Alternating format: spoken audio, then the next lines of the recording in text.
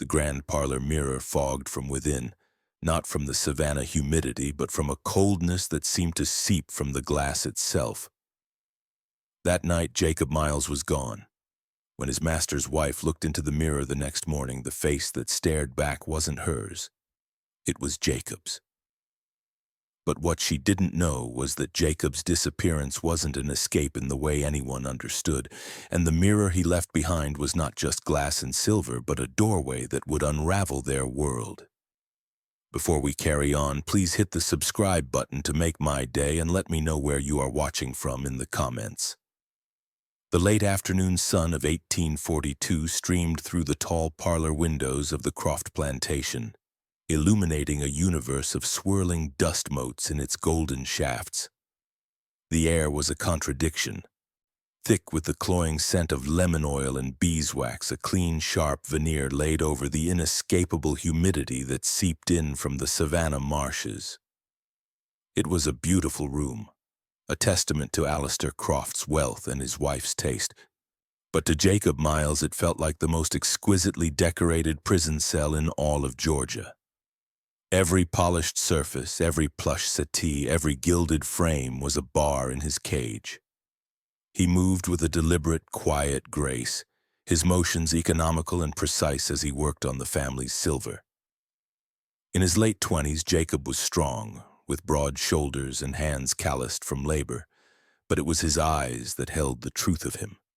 They were intelligent, watchful, and held a deep well of emotion that rarely broke the surface. A spirit of defiance that had been beaten and starved until it had no choice but to turn inward, where it smoldered like a hidden coal. He felt the heavy weight of the polished cloth in his hand, the soft linen a familiar tool in the endless war against tarnish. He worked on a heavy silver tray, his thumb rubbing in slow, concentric circles, watching the dull gray film of oxidation give way to a brilliant, almost liquid shine. The reflection that emerged was distorted, a warped version of his own face, his features stretched and bent across the curved surface. He saw a stranger, a caricature of a man, and felt a familiar pang of dislocation.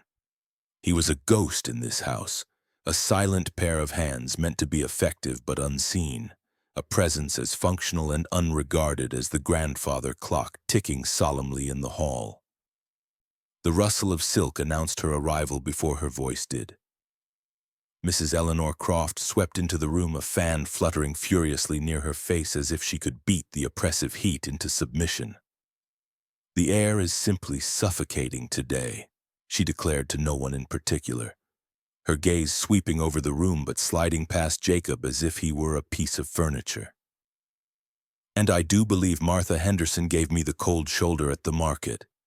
The nerve of that woman after the fortune they spent on that dreadful carriage. She was a woman defined by surfaces, by the appearance of things. Her world was a fragile construct of social victories and perceived slights, and she saw the people her husband owned not as individuals but as extensions of her household's prestige, moving props in the play of her life. She came to a stop before the parlor's centerpiece, the object of Jacob's next task.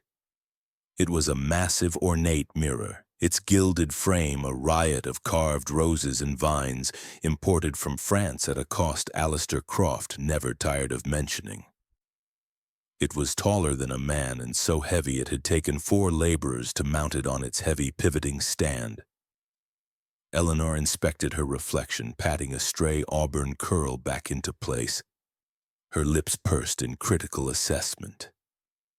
She leaned closer, examining the corner of her eye for the fine lines she dreaded. Satisfied for the moment, she turned her attention to the mirror's surface. "See that this is spotless, Jacob," she said, her voice sharp, directed at a point somewhere over his shoulder. "The Hendersons are coming for supper, and I want them to see what real quality looks like. Not like that gaudy little looking glass they purchased last season." With that, she swept out of the room, leaving behind a faint trail of lavender water and the lingering weight of her casual disdain. Jacob was left alone, the silence of the grand room broken only by the distant muffled sounds of the plantation, the rhythmic chop of an axe, the faint call of a field hand. He stood before the great mirror, the soft cleaning cloth still in his hand. He looked at his own reflection, but not with the vanity of his mistress. His gaze was searching, intense. The glass was flawless, a perfect silvered void that gave back a perfect, unblemished copy of the world before it. It reflected the opulent parlor, the plush velvet of the chairs, the rich mahogany of the tables, the golden light slanting through the windows. It reflected a world of power, of freedom, of effortless ownership. A world he could see, could touch and polish and maintain, but could never, ever possess. He saw the mirror for what it was, the ultimate symbol of the Crofts' vanity, a device that did nothing but show them their own splendid existence, confirming their place at the center of the universe. The injustice of it was a physical thing, a tightness in his chest, a bitter taste in his mouth. The light caught the beveled edge of the glass, fracturing into 1,000 tiny, fleeting rainbows, beautiful and untouchable. As dusk began to settle, bleeding purple and orange into the sky, Jacob headed from the main house toward the sparse collection of cabins that constituted the slave quarters. The air was cooling, carrying the scent of night, blooming jasmine, and the rich, damp smell of the earth. The relative peace of the evening was shattered by a familiar, ugly sound. Mr. Graves, the overseer, was in the main yard, his voice a harsh bark of fury. He was berating a young boy, no more than 10, who had spilled a bucket of water, leaving a dark, spreading stain on the packed dirt. Graves was a man whose cruelty was born of his own failures, a bitter farmer who had lost his own land and now lorded over Alistair Crofts' human property with a resentment that was almost palpable. The whip he carried seemed less a tool and more an extension of his arm, a permanent part of his silhouette. From the doorway of the kitchens, Jacob saw Ilara. She was a young woman with a warm, resilient spirit that the plantation had not yet managed to crush. She met Jacob's gaze, her own eyes a mixture of fear and helpless anger. They shared a deep, unspoken bond, a connection that was both a comfort and a constant source of anxiety in a place where such attachments were a liability. Jacob's hands clenched into fists at his sides, his knuckles white. Every instinct screamed at him to intervene, to put himself between the trembling boy and the overseer's rage. But he knew the brutal calculus of this world. Any intervention would only bring disaster, a swift and terrible punishment for him, and likely a worse one for the boy. He forced himself to unclench his fists, to keep walking, the sound of the boy's terrified sobs following him like a physical blow. Later, under the sprawling branches of the old oak tree that stood as a silent witness to generations of sorrow, Ilara found him. The moon was rising, a pale sliver in the darkening sky. She pressed a piece of warm cornbread into his hand, something she had saved from the kitchens. They spoke in low tones, their words weaving through the chirping of the crickets. "You carry too much in those eyes, Jacob," she whispered, her hand briefly touching his arm. The simple contact was a jolt of warmth against the cold fury still churning inside him. "It scares me. Be careful." Jacob looked away from her, his gaze fixed on the distant lights of the main house. He could feel the rough texture of the oak bark against his back, the warmth of the cornbread in his palm. "Being careful is just a slower way to die, Ilara," he said, his voice low and raw with a pain he rarely showed. "I want to live." The words hung in the air between them, a simple, desperate truth that encompassed everything. It wasn't just about survival, about enduring until the next day. It was about a life of meaning, of choice, of dignity, a life that was not just a reflection of his master's will. The conversation, her fear for him and his own desperate admission, fueled a resolve that had been building in him for years. It was a dangerous, reckless feeling, but it was also profoundly liberating. That evening he was tasked with a final cleaning of the parlor before the Hendersons arrived.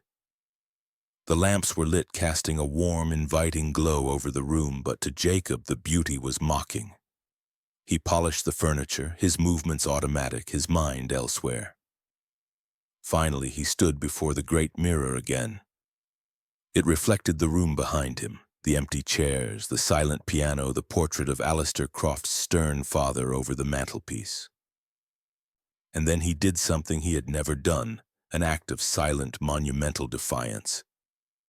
Bracing himself, he took hold of the mirror's heavy gilded frame.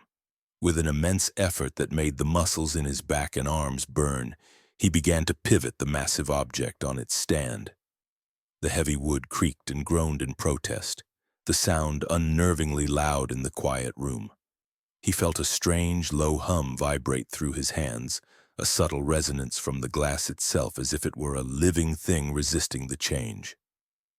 He ignored it, his jaw clenched, his focus absolute. Slowly, painstakingly, he turned the mirror 180 degrees.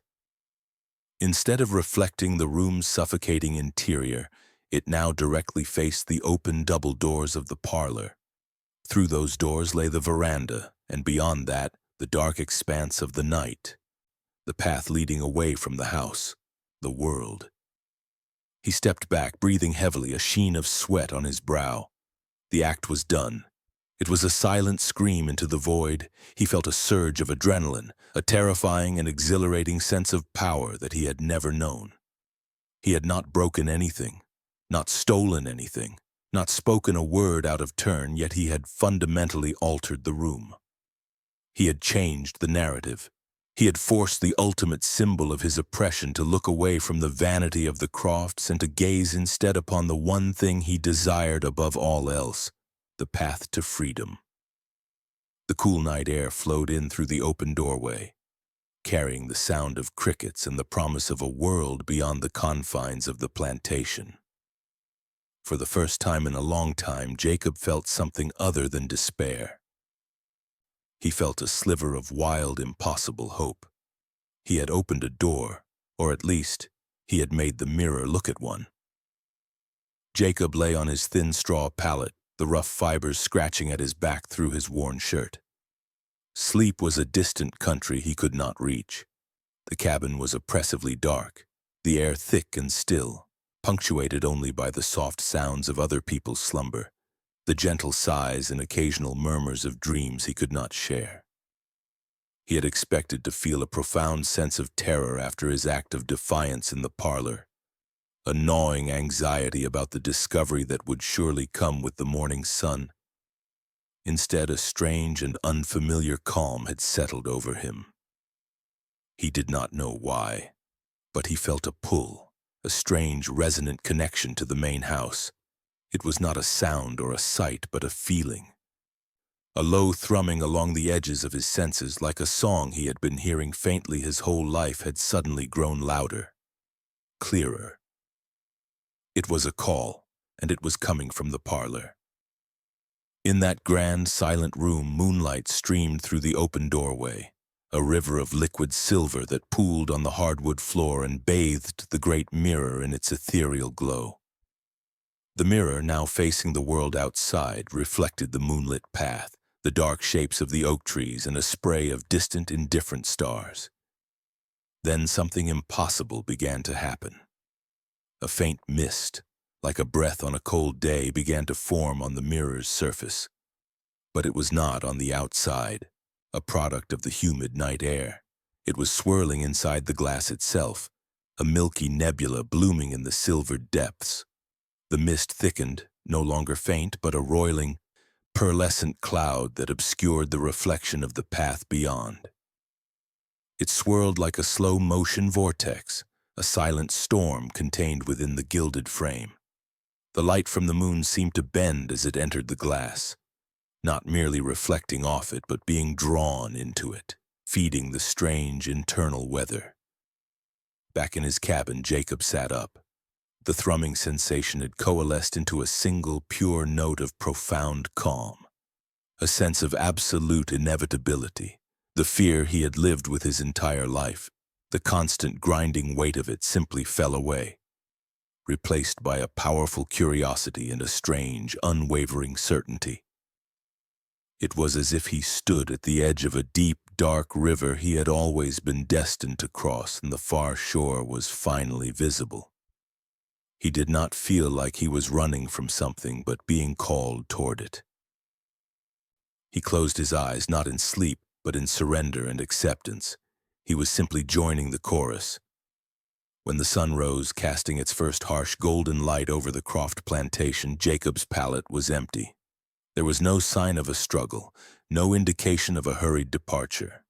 His few meager possessions, a worn wooden cup and a thin blanket, were untouched. The earth outside his cabin door showed no fresh footprints leading away into the woods. It was as if the man who had slept there had simply evaporated into the morning air. The discovery was made at the morning roll call. The names were called, the tired responses of "here" echoing in the humid air. When the name Jacob Miles was called, there was only silence. Mr. Graves called it again, his voice sharper this time, laced with impatience. The silence held. The absence was a tear in the fabric of the morning, a disruption to the rigid, brutal order of the plantation. The news traveled quickly to the main house where Alistair Croft was taking his breakfast. Alistair was a man of cold, calculated cruelty, a man obsessed with order, ownership, and the absolute authority he wielded over every soul on his land. He did not see Jacob's absence as the flight of a desperate man seeking freedom. He saw it as a theft. A piece of his property, a valuable asset, had been stolen from him, and it was a personal affront to his power. His face, normally a controlled mask of aristocratic indifference, became mottled with rage. He slammed his fist on the dining table, making the fine china jump and rattle. "Find him!" he roared, his voice carrying out to the hall where the house servant stood frozen in fear. "I don't care what it takes. Tear this place apart. I want him found, and when he is, Mr. Graves," he said, his voice dropping to a menacing hiss as the overseer appeared in the doorway, "you will make an example of him that will be remembered for a generation." The search that followed was an exercise in organized brutality. Graves, empowered by his master's fury, led the charge. Cabins were ransacked, the meager belongings of families tossed into the dirt. People were dragged from their work and questioned harshly, their denials met with threats and suspicion. The ugly, frantic energy of the hunt poisoned the air. Then the bloodhounds were brought out. They were fearsome animals, trained to track and corner, their baying a sound that struck terror into the heart of every person on the plantation. The dogs picked up Jacob's scent easily enough near his cabin. They followed it, noses to the ground, their powerful bodies straining against their leashes. But they did not lead the hunting party toward the swamps or the road. They led them directly to the main house. Confused, Graves and his men followed as the dogs bounded up the steps of the veranda and into the grand parlor. There, in the middle of the room, the dogs began to whine and circle, their excitement turning to anxious confusion. They milled in front of the great mirror, sniffing at its base, their tails low. Then, as one, they fell silent, their noses lifting from the floor as if the trail had simply vanished into thin air. They looked around, bewildered. The scent they had been following so avidly completely gone. Graves, his face contorted in frustration, cursed and kicked at the lead dog, beating it with the handle of his whip until it yelped and cowered. The trail was cold. It ended right here in front of this ridiculous, out-of-place mirror. From a distance, Ilara watched the chaos, her heart a cold, heavy stone in her chest. She was supposed to be churning butter, and her hands moved automatically, her arms stiff with suppressed panic. Every shout from the search party, every bay of the hounds was a fresh wave of terror. She pictured Jacob, caught and dragged back, his spirit finally broken by the lash. She feared he was already dead, his body lying somewhere in the dense woods, a feast for carrion birds. A storm of fear and grief raged within her, but beneath it a tiny, irrational flicker of hope stubbornly burned. She remembered his words from the night before, spoken with such raw desperation by the old oak tree. "I want to live." She prayed he had made it. She prayed he had found a way to truly live, even as she pictured the unspeakable horrors that awaited a captured runaway. The sun beat down on the plantation, hot and unforgiving, seeming to mock the cold dread that had settled over them all. Alistair Croft stormed into the parlor, his boots echoing on the polished hardwood. He was furious that the dogs had lost the scent, and furious that they had lost it here in the very heart of his home. The room was in disarray from the search party's intrusion, furniture slightly askew, a film of dust kicked up onto the surfaces. His eyes scanned the room and immediately fixed on the mirror. It was wrong. It was facing the door. "Who moved this?" he demanded of the empty room, his voice tight with annoyance. "What is the meaning of this?" It was a breach of protocol, a disruption of the established order of his house, and in his current state, it felt like another act of insolence. Mrs. Croft followed him in, wringing her hands, her face a mask of distress. "It's a disaster, Alistair, a complete disaster," she fretted, her concerns, as always, centered on appearances. "The Hendersons will be here this evening. What will they think of all this commotion?" Her gaze fell upon the mirror, and as a matter of nervous habit, she walked toward it to inspect her hair, to reassure herself that her own appearance was not as disheveled as her nerves. She looked into the glass, expecting to see her own distraught face, the worry lines around her eyes, the slight flush on her cheeks. She saw Jacob. She let out a short, sharp scream, a sound of pure, undiluted shock. She stumbled backward, her hand flying to her mouth, her eyes wide with terror. The face in the mirror had not been hers. It had been his. The dark skin, the watchful, intelligent eyes, the expression not of fear, but of a calm, unnerving stillness. He had been staring right at her. "His face," she gasped, her voice a strangled whisper. "I saw his face. It was him, Jacob, staring at me." Alistair, startled by her scream, rushed to her side. He looked into the mirror, his eyes scanning its surface, but he saw only his own reflection, his face taut with anger and impatience. He grabbed his wife's shoulders, his fingers digging into her soft arms, and gave her a rough shake. "Hysteria!" he spat, his voice dripping with contempt. "You are letting this nonsense get to you. It's a trick of the light, nothing more." He had no time for such feminine weakness, for ghost stories born of a runaway slave. He dismissed her completely, turning his back on her in the mirror. But as he turned, he felt it. For the briefest of moments, an unnerving, unnatural coldness emanated from the glass, a chill that had nothing to do with the temperature of the room. It was a deep, penetrating cold that seemed to touch his very bones. He paused, a flicker of uncertainty crossing his features. He was a man of logic and order, a man who believed only in what he could see and touch and own. He refused to entertain the impossible, yet a seed of doubt, tiny and cold and sharp as a shard of glass, was planted in the bedrock of his certainty. He had felt something, and he did not know what it was. Mrs. Croft's scream echoed long after she had been helped to her room, diagnosed by her husband with a severe case of the vapors, and confined to her bed with a lavender-scented cloth over her eyes. But the story of what she saw could not be so easily contained. It spread from the house servants who had witnessed her terror, leaking out of the main house like smoke and drifting on the humid air to the kitchens, the laundry, and the fields. It was a story told in hushed, urgent whispers, a dangerous and intoxicating piece of contraband. Jacob was in the mirror. In the kitchens, where the clatter of pots and pans provided a rhythm for the day, the work would fall silent as someone recounted the tale.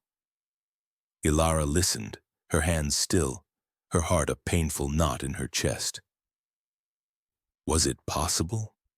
Could a man escape not by foot but by reflection? The idea was so far beyond the realm of possibility that it felt like a madness born of collective grief and hope. Yet the image of Mrs. Croft's face, pale and contorted in genuine terror, was a powerful testament.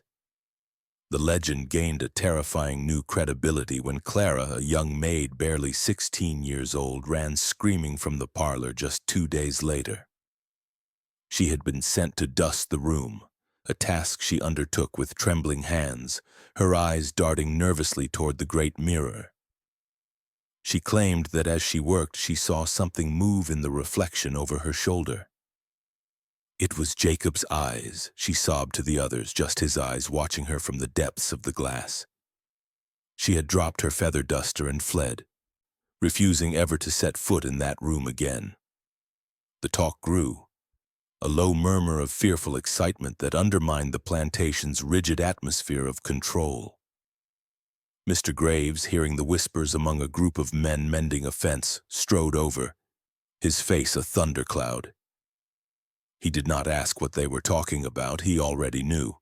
He uncoiled the whip from his belt, not to strike them, but to let the thick leather tail crack against his own worn leather boot. The sound was sharp, menacing, a punctuation mark to his threat. "The next person I hear spouting this foolishness will feel the lash. You understand?" he snarled, his eyes sweeping over their faces. "The boy ran, and that's the end of it. There are no ghosts here." But his vehemence was too strong, his denial too forceful. It betrayed a sliver of his own deep unease, a fear that this was something he could not beat into submission. The final edict came from Alistair Croft himself. He ordered the grand parlor to be locked. The official reason given was that the room needed to be thoroughly aired out and treated for pests. But everyone knew the truth. He was trying to lock the story away, to put a door between the world and the ghost in the glass. For Alara, the locked door did not end the story, it enshrined it. She heard the whispers and the threats, and she did not know what to believe. Was it mass hysteria, a desperate fantasy woven by a people starved of miracles? Or had Jacob, quiet, watchful Jacob, truly found a door no one else could see? The thought was both terrifying and wondrous. It began to slowly transform her grief, which had been a sharp, cutting thing, into a new and far more complex emotion, a profound and reverent awe. Alistair Croft found that locking the parlor door did not quiet the disturbance. It only trapped it inside himself. The seed of doubt planted by the unnatural chill he'd felt from the mirror had taken root in the dark soil of his mind, and it was growing into a thorny, tangled weed of obsession. He could not sleep. He would lie awake in his 4-poster bed, the silence of the house pressing in on him, and he would see the mirror in his mind's eye. He saw his wife's terrified face. He heard the whispers of the servants, which he pretended not to notice, but which reached him all the same. His rigid, logical world had developed a crack, and he found himself compulsively probing it, unable to leave it alone. One night, long after the house had fallen into a deep slumber, he could bear it no longer. Driven by a desperate need to prove to himself that it was all a delusion, he slipped out of his bedroom. Taking a key from his study, he crept down the main staircase, his bare feet silent on the cool wood. He carried a single, heavy candelabra, its 3 flames casting a small, flickering pool of light around him and sending shadows dancing and leaping up the walls like frantic spirits. He unlocked the parlor door. The air that greeted him was stale and tomb-like. He stepped inside, locking the door behind him, sealing himself in with the object of his growing dread. He placed the candelabra on a small table and stood before the mirror. For a long time he simply stared. His own reflection stared back, a man of wealth and power, his face etched with sleeplessness and a tension he could not hide. The flickering candlelight made his reflection seem unstable, its features shifting and wavering. "See," he muttered to his reflection, his voice a harsh whisper in the profound silence. "Nothing. Just glass and silver. An object," He needed to hear the words to reaffirm the laws of his world. It obeys the laws of physics. It obeys me. He began to move around the room, his eyes locked on the mirror, watching his reflection track his every movement. He tried to replicate the trick of the light that might have deceived his wife and the servant girl. He moved from side to side, crouched down, stood on his toes. He saw nothing out of the ordinary. Only the room and himself within it. His frustration grew, curdling into a quiet rage. He was Alistair Croft. His world was one of tangible assets, of predictable seasons, of human beings classified as property. There was no room in it for this whispering madness. He strode back to the mirror, leaning in close until his face was only inches from the glass. The smell of melting wax and the metallic scent of old silver filled his nostrils. "You are nothing," he hissed at the man in the mirror. As the words left his lips, he leaned a fraction closer, his breath fogging the glass. And for a single heart-stopping split second, the face looking back at him was not his own. The features were broader, the skin darker. The eyes were not his, not the pale, cold blue of a master, but the deep, sad, and intensely watchful eyes of Jacob Miles. The expression in those eyes was not threatening, not angry, not fearful. It was the calm, unwavering gaze of a judge, of an equal, and that was the most terrifying thing of all. Alistair recoiled as if he had been physically struck. He stumbled backward, his arm flailing out and knocking the heavy candelabra from its table. It hit the floor with a deafening clang, plunging the room into absolute darkness. He scrambled on the floor, his hands shaking violently, fumbling for the candelabra, the hot wax searing his fingers. When he finally managed to relight the wicks with a trembling hand, he raised the light and looked back at the mirror. His own face stared back, pale, gaunt, his eyes wide with a terror so profound it felt like madness. He fled the room, not even bothering to take the candelabra with him. He fumbled with the lock, his heart hammering against his ribs like a trapped bird, and slammed the door shut, turning the key with a final, desperate click. The rigid logic of his world had not just been cracked, it had been shattered into 1,000 pieces. Ilara knew she had to see for herself. The stories, the locked door, the deepening shadows under Alistair Croft's eyes. It all pointed to a truth she could no longer bear to approach through whispers and speculation. Hope was a beautiful, fragile thing, but it was not enough. She needed to know. Driven by this deep, personal need, she waited until the house was submerged in the dead of night, until the only sounds were the chirping of crickets and the distant sigh of the wind. She stole away from the quarters, a silent shadow moving through the moonlight, her bare feet making no sound on the damp earth. She reached the main house and crept to the parlor doors. They were locked, just as she knew they would be. The cold brass of the handles felt final, a clear barrier. She did not try to force them. Her goal was not to enter, but to see. She knelt down, her heart beating a slow, steady rhythm against the frantic pulse in her throat, and pressed her eye to the large, ornate keyhole. The view was narrow, distorted, a fish-eye sliver of the grand room inside. It was like looking down a long, dark tunnel.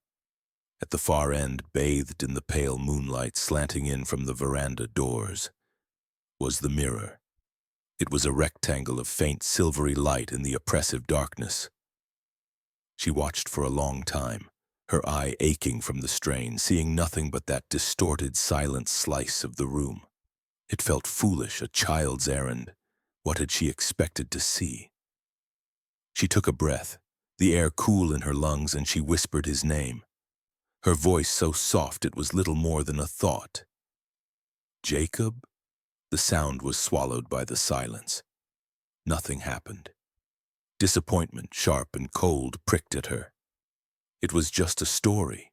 He was gone, run away or dead, and the mirror was just a mirror.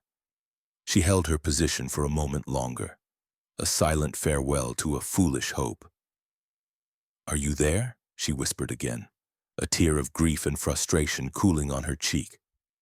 "Show me. Please." As the plea left her lips, it happened. In her small, distorted field of vision, the surface of the mirror began to change. A swirl of pearlescent mist, the same fog the Crofts had seen, appeared within the glass. It was not a reflection of anything in the room, it was a storm brewing inside the silver. It coalesced, thickened, and then, with a gentle, dreamlike clarity, a face resolved from the mist. It was Jacob. His face was clearer, more present than anything the others had described. He was looking directly at her, his gaze seeming to pierce the darkness, the door, the very keyhole she peered through. And his expression, it was not one of sadness or torment. It was one of profound, unshakable peace. A faint, gentle smile touched his lips, a look of reassurance, of welcome. Ilara did not scream. She did not even gasp. The terror she had braced herself for never came. Instead, a wave of impossible warmth and overwhelming relief washed over her, so powerful it almost buckled her knees. It was not a haunting. It was a message. He was not trapped. He was not a tormented spirit. He was safe. He was free. The tears that now flowed down her cheeks were not of grief, but of a wonder so immense it felt holy. She stayed there, kneeling at the keyhole for what might have been an hour, simply watching. The image of his peaceful face remained, a steady, gentle presence in the heart of the swirling mist. She felt a connection that transcended the cold brass of the lock and the solid wood of the door, a bond that the physical world could no longer break. Her fear was gone, burned away by the light of this miracle and replaced by a profound sense of strength. Jacob did not just run. He ascended. He had found a door no one else could see and had possessed the incredible courage to walk through it. His final act of defiance was not just for himself, but for all of them, a secret she now held in her heart like a glowing coal, a source of hidden, unassailable power. Weeks bled into a month, and the oppressive heat of the Savannah summer deepened, mirroring the festering paranoia that had taken root in Alistair Croft's mind. He was a changed man. The master of the plantation, once a figure of cold, unassailable authority, had become a ghost in his own house. He neglected his business, leaving ledgers filled with crop reports and shipping manifests to gather dust in his study. He refused to meet with his partners, sending them away with curt, nonsensical excuses delivered by a nervous house servant. He drank heavily, starting in the morning and continuing late into the night, the sour smell of stale whiskey clinging to him like a shroud. His study, once a bastion of order, now reflected the chaos of his thoughts. Books were pulled from shelves and left open, glasses left sticky rings on the polished mahogany, and a fine layer of dust settled over everything, a testament to his profound neglect. He was plagued by nightmares, vivid and terrifying dreams of being trapped behind glass. In them, he saw the world through a silent, distorted lens, his hands pressing against an invisible barrier, his mouth open in a scream that made no sound. He would watch his own life unfold, unable to speak, unable to touch, a mere spectator to his own existence. He would wake up tangled in his sweat-soaked sheets, his heart hammering with a terror that the daylight could not dispel. Mr. Graves found him in this state one afternoon, having finally bypassed the servants to deliver an urgent report. He entered the study to find Alistair not at his desk, but standing by the window, staring intently at his own faint reflection in the glass of a framed painting of a hunting scene. Alistair was muttering to himself, his voice a low, conspiratorial rumble. "He's always watching," he said, his finger tracing his own reflected outline on the glass. "I can feel it, even when the door is locked."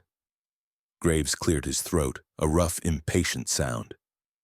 "Sir," he began, holding a ledger in his hand, "the cotton yields are down. The rains came late, And with you not giving the orders for the planting schedule, we've lost nearly a quarter of the crop." Alistair did not seem to be listening. His wild, bloodshot eyes were still fixed on the reflection. "He thinks he's clever. He thinks I don't see him looking out from every shiny surface. The silver, the windows, even a puddle of water." Graves took a step forward, his patience wearing thin. The master's madness was becoming a liability, creating a power vacuum that was making the enslaved population restless and the overseer's jobs more difficult. "Sir, the men are getting restless," Graves said, his voice firm, trying to cut through the fog of paranoia. "They need a firm hand. Your hand." The words finally broke through. Alistair spun around, his face a mask of incandescent rage. "My hand!" he shrieked, his voice cracking. "You mock me! You're one of them, aren't you? You're in on it!"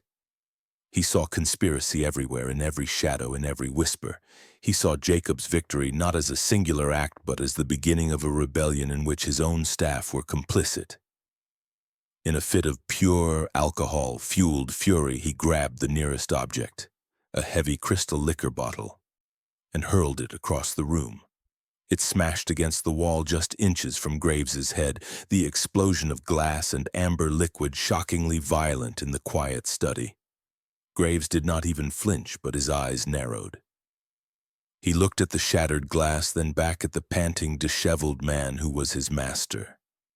He saw not a figure of authority, but a pathetic, broken creature trapped in a psychological prison of his own making.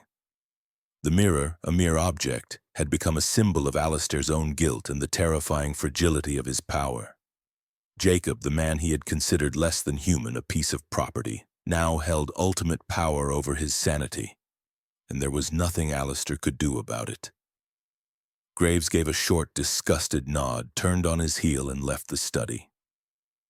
As he walked down the hall, leaving Alistair alone with his phantom observer, he began to seriously consider how a man like himself might benefit from the slow, steady collapse of the House of Croft. Mr. Graves was a pragmatic man. He dealt in the tangible currency of pain and fear, in the crack of a whip and the sweat of a field hand. He had no time for ghost stories and mass hysteria. The situation with the master was untenable, and Graves believed its root was the legend of the mirror. He scoffed at the haunting, convinced it was a combination of the servant's superstitious natures and Alistair's guilt-fueled, drunken decline. He decided that the only way to break the spell that had fallen over the plantation was to confront the legend head-on and prove it to be the nonsense it was. If he could face the mirror and see nothing, he could shatter its power over the plantation's morale and, more importantly, over the man who signed his pay. One afternoon, using the master key he carried for emergencies, he let himself into the locked parlor. The room was still and silent, thick with the smell of dust and disuse. Sunlight streamed through the tall windows, illuminating the dancing motes in the air. Graves strode into the center of the room, his heavy boots making a confident, solid sound on the hardwood floor. He stood before the great mirror, his hands on his hips, a smirk of condescending disbelief on his rugged, sun-beaten face. He stared at his own reflection, a man solid and real, a man who believed in the power of his own two hands. "All right, boy," he said aloud, his voice filling the silent room. He was speaking to Jacob, to the ghost, to the legend itself. "Let's see it. Show me what you showed the old man. Show me your trick." He waited, his eyes narrowed, scanning every inch of the silvered glass. Nothing happened. His own reflection stared back, impassive, solid. The mirror reflected the room behind him, the dusty furniture, the slanting beams of light, exactly as it should. The smirk on his face widened. It was just as he thought, a foolish delusion. He felt a surge of vindication. He would drag Alistair in here himself and force him to see the truth. He turned to leave, his mind already formulating how he would use this to reassert control. As he turned, a flicker of movement in the mirror's periphery, a trick of the light, caught his eye. He paused and turned back, his brow furrowed. The reflection was of the open doorway leading to the veranda, the bright afternoon light flooding the opening. But for a split second, a figure had been standing there in the reflection, a dark silhouette against the brilliant light, a man, shaped void. Graves' heart gave a painful, powerful lurch. He spun around, his hand instinctively going to the whip at his belt. The real doorway was empty. There was no one there. The veranda was deserted, the path beyond it silent and still.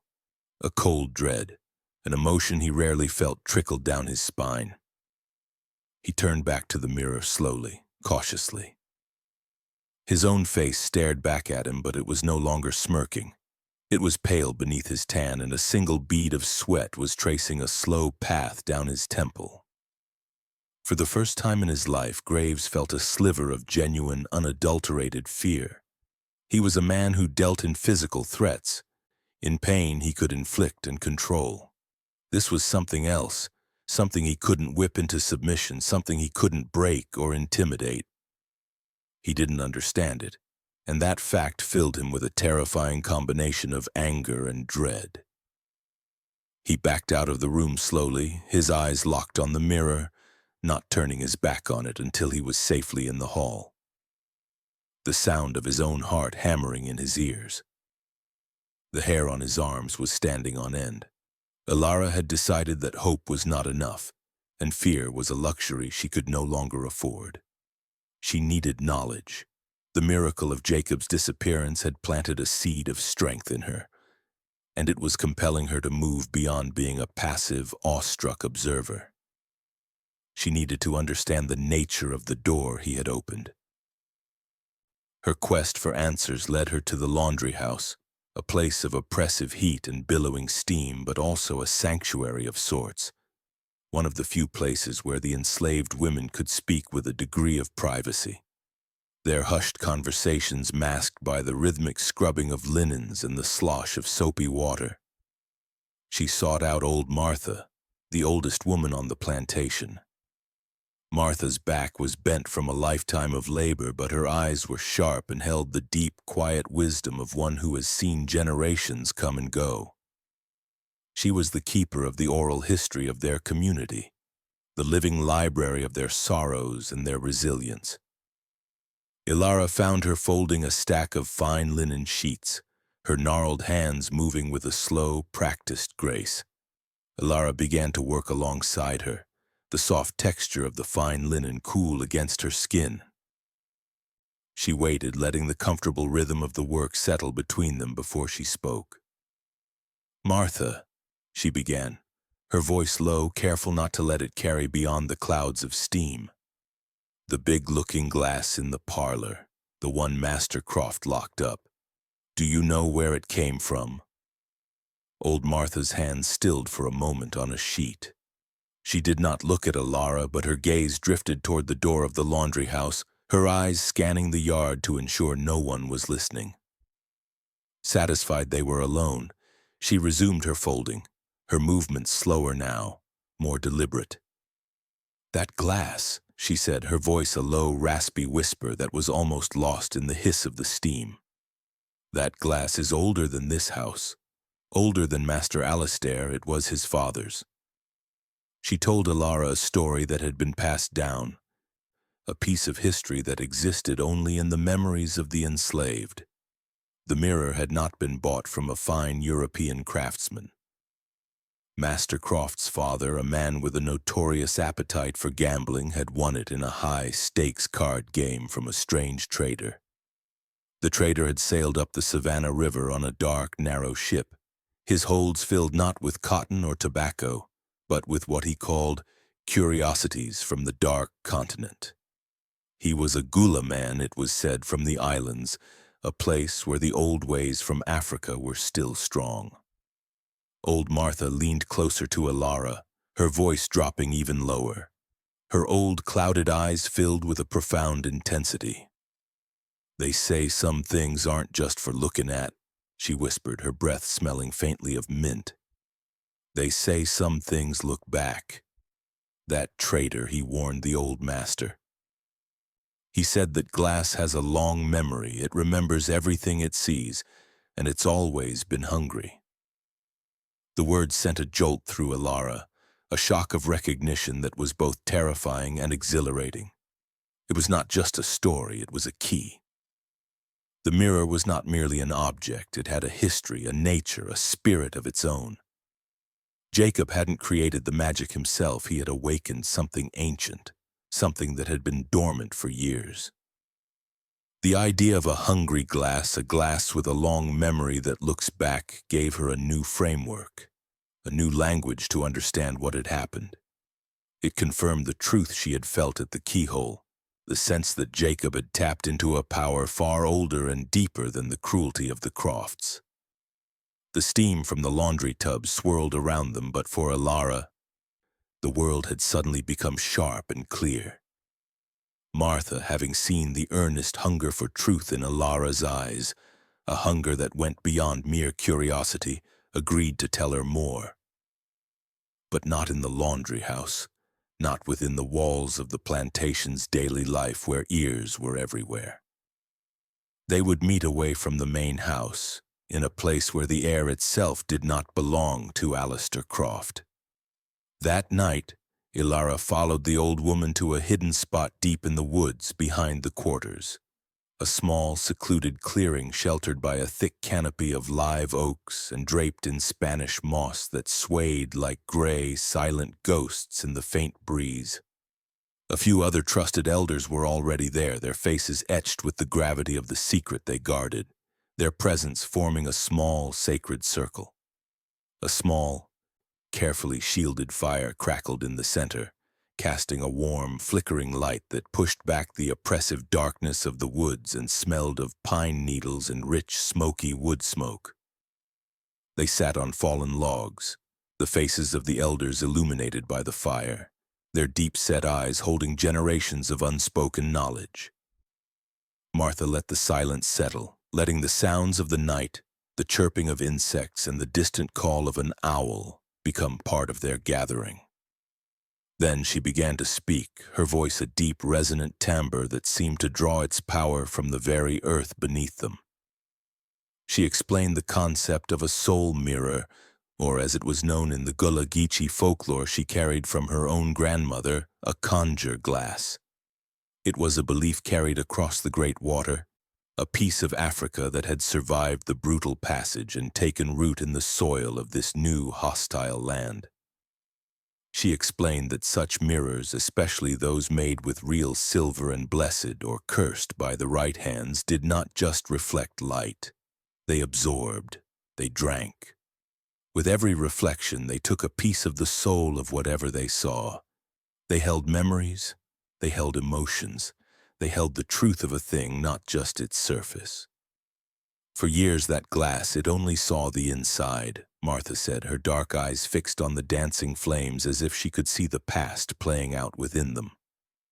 It saw the master's pride, the mistress's vanity. It saw their parties, their fine clothes, their coldness. It was filled with their world, their feelings. It was trapped, just like us, forced to look at the same cage day after day. Ilara listened, her entire being focused on the old woman's words. The story resonated with a truth so profound it made the air hum. She pictured the mirror, a silent silvered prisoner gorging itself on the emptiness of the Crofts' existence. Martha then leaned forward, the firelight carving deep lines into her face, her expression one of utmost seriousness. She spoke of the critical act, the moment of transformation. When Jacob turned it to the door, she said, her voice dropping to a powerful whisper, he did something no one had ever done. He gave it a new thing to see. He gave it the path. He gave it the trees. He gave it the sky. He gave it freedom to look at. And he wanted that freedom so bad with his whole soul that when the mirror looked at him, it saw his soul, and it saw the path, and it opened for him. Ilara finally understood.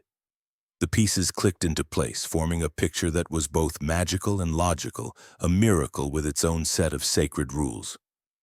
Jacob didn't just disappear, he had merged with the reflection of his deepest, most powerful desire. He had presented the hungry, memory-filled glass with an image of freedom so pure and backed it with the full, desperate force of his own will, that the mirror had done the only thing it could. It had taken him into the reflection. It had consumed his desire and made it real. This was the key. It was a form of magic, but a magic born of desperation and defiance. It required the mirror's ancient nature, the potent new vision of the outside world, and Jacob's own powerful, focused soul. A surge of immense pride for Jacob washed over Ilara, so strong it brought tears to her eyes. He was not just a runaway. He was a genius. He was a conjure man in his own right. He hadn't just escaped his prison, he had rewritten its fundamental laws. Alistair Croft woke up screaming. The nightmare had been the most vivid and terrifying of all. He had not been himself, the master, tormented by a reflection. The roles had been completely, horribly reversed. He had been Jacob. He had been inside the mirror, his hands pressed against the cold, unyielding glass, looking out into the parlor. He saw himself, Alistair Croft, pacing the room, his face a mask of drunken madness, his eyes wild with paranoia. He had watched his own descent from a place of silent, eternal stillness. He had felt Jacob's sorrow, Jacob's peace, and Jacob's pity, all directed at the pathetic, frantic man who had once been his master. The feeling of being the observer, the true prisoner, was a horror his mind could not contain. He woke up in a state of utter psychosis, the dream clinging to him more tightly than reality. The screams tore from his throat, raw and animalistic. He scrambled from his bed, his nightshirt soaked in sweat, his heart a wild drum against his ribs. All rationality was gone, burned away by months of psychological torment and the final, mind-shattering vision of the nightmare. He was a cornered animal, and the mirror was the hunter. He was convinced, with the absolute certainty of a madman, that the mirror was the living source of his torment and that its physical destruction was the only way to free himself, to reclaim his own mind. He did not bother to dress. He ran from his bedroom, a wild, frantic figure, and went directly to the parlor. It was the middle of the day, the sun casting bright, cheerful squares of light on the floor, but he seemed not to notice. He fumbled with the key, his hands shaking so badly it took him 3 tries to get the door open. He burst into the room, his ragged, gasping breaths echoing in the stillness. He strode to the center of the room and faced his enemy. He looked at his own reflection, and he saw Jacob's face superimposed over his. The dark eyes calm, the lips curved into a sad, knowing smile. It was the smile of a victor. "You will not have me!" Alistair screamed, his voice a shredded wreck. He was screaming at the mirror, at the phantom, at the man who had defeated him from beyond the grave. "You are nothing, just glass. I will break you into 1,000 pieces." His terror had finally morphed into a purifying, absolute rage. He believed this single, violent act of destruction would shatter the curse, restore his sanity, and put his world back in its proper order. He turned and grabbed a heavy iron poker from the fireplace stand, his knuckles turning white as his fingers clenched around the cool, solid metal. The weight of it in his hand was reassuring, a piece of the real, physical world he could use to destroy the unreal. He was panting, his eyes wide and unblinking, fixed on the smiling phantom in the glass. The dust motes, agitated by his frantic movements, swirled in the air around him like a gathering of tiny ghosts. He raised the poker high above his head, his muscles straining, preparing to bring it down with all his strength and shatter the smiling, judging face into a million silent shards. Ilara felt it first as a cold knot of dread in her stomach. It was a sudden, urgent feeling, a premonition so powerful it was almost a physical blow telling her that the mirror, that Jacob's gateway, was in terrible danger. She dropped the basket of mending she was carrying, and without a second thought, she ran. She flew across the yard, her feet barely touching the ground, her heart pounding with a fear that was sharp and specific. She ran toward the main house, driven by an instinct she did not understand but could not deny. As she neared the veranda, she heard it, a sound that confirmed her deepest fears, a raw, unhinged scream coming from the locked parlor. She did not hesitate. She burst through the front door of the main house and ran down the hall, her own fear eclipsed by a fierce protective urgency. She reached the parlor door and threw it open, the wood slamming against the wall with a deafening crack. The scene before her was a tableau of madness. Alistair Croft, his face a twisted mask of fury, stood with the iron poker raised high, poised to strike the great mirror. She saw the glint of light on the metal, the wildness in his eyes, the phantom image of Jacob smiling peacefully from the glass. She had arrived just as he was at the peak of his swing. "No!" she screamed, her voice ringing out with an authority she did not know she possessed. "Stop, you don't understand what you're doing." Alistair froze, his body arrested in mid-motion. The sudden intrusion, the unexpected voice, momentarily distracted him from his singular, manic purpose. He turned toward her slowly, his head swiveling on his neck like a predator, his face contorting with a new focus for his rage. The poker remained raised, trembling slightly from the strain in his arms. "You!" he snarled, his voice low and venomous. He took a clumsy, shuffling step toward her, away from the mirror. "You're one of them. You're in on it." In his shattered mind, she was not just a servant, she was a conspirator, a guardian of the ghost that had destroyed him. He took another step, raising the poker higher, shifting its threat from the mirror to her. Ilara felt a jolt of pure terror, but she stood her ground. She planted her feet, her fear suddenly eclipsed by a righteous power that flowed into her from the very air of the room. She was no longer just Ilara, a woman who worked in the kitchens. In that moment, she was the guardian of a miracle. She was the keeper of Jacob's story, the protector of his legacy, his impossible, beautiful gateway. She looked Alistair Croft directly in the eye, her gaze unwavering. "It's not a ghost," she said, her voice clear and steady, cutting through his madness. "It's a choice. It's the freedom you denied him." She took a breath, her voice rising with a certainty that shook the room. "Don't you see? He won." Her words, spoken with such absolute power and conviction, struck a strange chord deep within Alistair's psychosis. They were not words of fear or pleading. They were a declaration of victory. He hesitated, his arm trembling, his wild gaze flickering from Ilara's resolute face to the silent, watching mirror behind her. The poker, held in tableau, glinted in the sunlight, a question mark hanging in the air between a madman and a miracle. As Alistair hesitated, his arm trembling with the strain of holding the heavy iron poker aloft, his madness momentarily fractured by Ilara's defiant cry, the great mirror behind her began its final, terrifying transformation. It was no longer content to show a single phantom face or a fleeting silhouette. The entire surface of the glass, from one edge of the gilded frame to the other, clouded over with a thick, pearlescent fog, as if a storm had been unleashed within its silvered depths. Then just as suddenly the fog cleared, not to the familiar reflection of the sunlit parlor, but to reveal a scene. It was the parlor, yes, but a version of it that was horribly, subtly wrong. The vibrant colors of the velvet chairs were muted to a dull, lifeless gray. The golden sunlight slanting through the windows was a weak, dead, watery luminescence that cast no warmth and no shadows.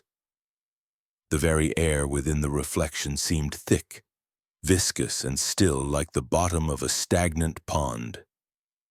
In the center of this dead mirrored room stood a figure, Alistair Croft. But this reflection was not mimicking his actions, it was independent, a separate entity trapped within that silent world. Its face was a mask of pure, unending terror, the eyes wide with a horror that could never be voiced. It began to pound silently on the inside of the glass, its fists striking the invisible barrier with a frantic, desperate energy that produced no sound at all. It was a pantomime of a soul screaming in a vacuum, a man realizing he was in his own tomb. The real Alistair saw this. He saw himself, trapped forever in that gray, silent, suffocating world. The poker, the instrument of his intended salvation, suddenly felt impossibly heavy, an anchor from a world he no longer fully inhabited. It slipped from his nerveless fingers, falling to the polished hardwood floor with a loud, ringing clang that echoed in the suddenly silent room. The sound was obscene in its reality compared to the noiseless horror in the glass. He let out a strangled gasp, a sound like a man being pulled underwater, and his hands flew to his chest, clutching at the fine linen of his shirt as if he could hold his own heart together by force. His eyes, wide and bulging, were locked on the horrifying tableau in the mirror, on the silent, screaming doppelganger that was the undeniable truth of his own soul. A man trapped in a prison of his own making, a cage built of pride and cruelty. He collapsed, not falling backward or forward, but seeming to crumple inward, his bones turning to dust, his body slumping to the floor in a heap of discarded authority. He was dead before he hit the ground, his heart unable to bear the sight of its own reflection, having simply given up. As his body settled on the floor, the impossible image in the mirror vanished. The gray, dead world dissolved, and the glass returned to its simple duty. It now reflected only the room as it was, the sunlit parlor, the scattered dust motes, the brave, terrified woman standing with her hands clenched into fists, and the still, silent body of her master on the floor. And for a single, fleeting moment, superimposed over it all, as gentle as a breath on the glass, was the face of Jacob Miles. His expression was not one of triumph or vengeance, but of a solemn, final, and profound peace. Then he too was gone, and the mirror was just a mirror once more. Ilara stood, her breath coming in ragged sobs, witnessing it all with a mixture of heart, stopping terror, and a holy, reverent awe. She understood. The mirror had not killed Alistair Croft. It had simply shown him the truth. In the days that followed Alistair's fatal collapse, the Croft plantation descended into a quiet, simmering chaos. The rigid structure of power, once as solid and unyielding as a block of granite, had been shattered. Mrs. Croft, utterly incapable of managing the vast and complex machinery of the estate, drifted through the main house like a ghost, her commands contradictory and nonsensical, her authority dissolving with every panicked, high-pitched order she gave. Mr. Graves, seeing his opportunity, attempted to assert his control, but his power had always been derivative, a reflection of the master's will. Without Alistair to back his brutality, his authority was not absolute, and he found himself facing a new subtle resistance from the very people he had once terrorized with impunity. The entire plantation felt unstable, a place holding its breath, waiting for the next chapter to begin. The parlor was permanently sealed. On Mrs. Croft's orders, a heavy, dark velvet cloth the color of dried blood was draped over the great mirror, blinding it. The door was locked and the key was hidden away. The room officially declared off limits forever. It became a dead space in the heart of the house, a tomb for a memory that was too terrible to confront. For Ilara, however, the chaos was not a source of fear but of opportunity. She saw her chance. Jacob's escape had been mystical, a miracle born of ancient magic and singular will, a door only he could walk through. But the chaos his miracle had created, the power vacuum left by Alistair's demise, had opened a different kind of door for her, a physical one leading out into the real world. She was no longer the woman who could only watch and pray. The certainty of what she had witnessed, the power she had felt in that final confrontation, had forged a new strength within her.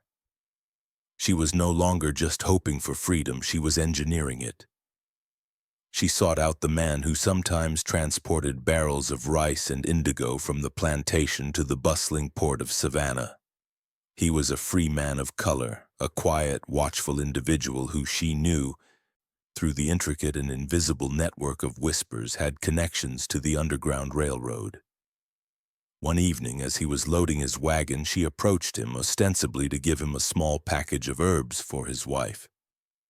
Their conversation was brief, their words simple, but their eyes spoke a different, more dangerous language. She spoke of a cousin in Philadelphia who was expecting her, of her desire to travel north before the weather turned.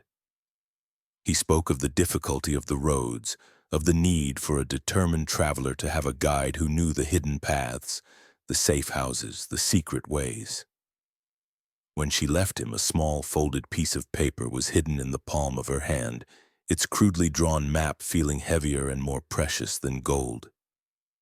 Her grief for Jacob had fully transformed now, from a sharp pain to a source of enduring inspiration. She was not seeking a magical escape into a reflection. She was empowered by his memory to take her life into her own hands, to walk her own path to freedom on the solid earth. She felt his spirit with her, not as a ghost haunting the edges of her vision, but as a guiding force of courage, a silent affirmation of the choice she was making. One night, standing by the old oak tree where they had last spoken, she looked toward the North Star, a tiny, brilliant point of light in the vast darkness.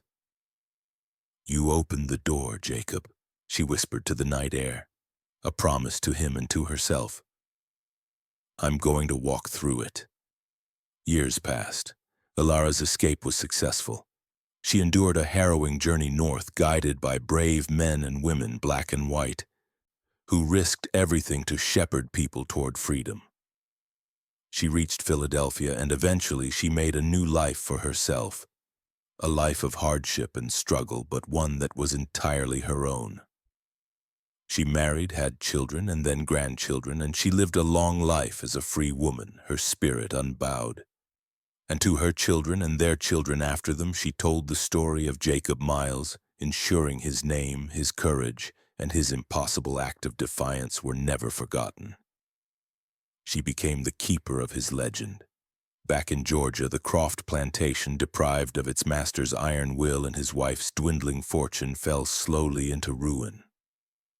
The fields grew fallow, the fences rotted, and the grand house itself began to crumble, its paint peeling like sunburnt skin. Eventually, the estate was broken up and sold off to pay mounting debts. The contents of the house were auctioned, its fine furniture and silver scattered. The great mirror, its velvet shroud now tattered and thick with dust, was sold for a pittance to a collector of oddities, a man who saw only a handsome, if oversized, antique. Its true story, the magic and terror it had held, was lost to the buyers but not to the local legend. The story of Jacob of Savannah became a whispered tale of hope and mystery among the enslaved communities of coastal Georgia, a piece of folklore passed down from one generation to the next around secret fires and in the quiet of the night. It was a testament to the idea that there are prisons of the body that cannot hold the power of the human spirit, a reminder that there are other doors, other ways of being free than the ones the masters recognize. Jacob's sacrifice had not been in vain. It had brought down his oppressor. It had inspired another to seize her own freedom, and it had created a legend that became a powerful symbol of hope for countless others. The story ends as it must with the mirror. It hangs now, perhaps, in a dusty antique shop in a forgotten corner of Charleston, or in the dark, cluttered study of some long-dead collector in Boston. The velvet cover is long gone. The gilded frame is tarnished, and the glass itself is grimy, its surface reflecting a dim and distorted world. Most people who see it pass it by without a second glance. But sometimes, on a quiet afternoon when the light hits it just right, people say you can still see something in its depths. It is not a trick of the light, not a smudge on the glass. It is a face. a watchful, peaceful face looking out at a world it can finally truly see. It is the face of Jacob Miles, a permanent echo in the glass, a silent guardian of a story that must never be forgotten.